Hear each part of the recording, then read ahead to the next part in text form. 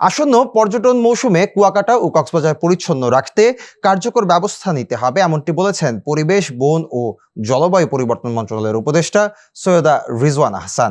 শনিবার 19 জুলাই রাজধানীর আগারগাঁওয়ে পরিবেশ অধিদপ্তর আয়োজিত এক সভায় সভাপতির বক্তব্যে এসব কথা বলেন তিনি। এ সময় নভেম্বর ও ডিসেম্বর মাসে স্থানীয় স্বেচ্ছাসেবকদের দিয়ে প্রতিদিন নিয়মিতভাবে বর্জ্য সংগ্রহের কার্যক্রম পরিচালনার জন্য পরিবেশ অধিদপ্তরের কর্মকর্তাদের নির্দেশ দেন তিনি। পাশাপাশি পর্যাপ্ত সংখ্যক ডাস্টবিন স্থাপনেও গুরুত্ব আরোপ করেন। সৈয়দা রিজওয়ানা হাসান বলেন, পর্যটন এলাকা পরিচ্ছন্ন রাখতে এখন থেকেই প্রস্তুতি নিতে হবে। পর্যটকেরা যেন পরিবেশের প্রতি দায়িত্বশীল আচরণ করেন, সেই সচেতনতা গড়ে তুলতে হবে। সভায় পলিথিন বিরোধী অভিযান আরো জোরদার করতে সংশ্লিষ্টদের প্রতি নির্দেশ দেন উপদেষ্টা।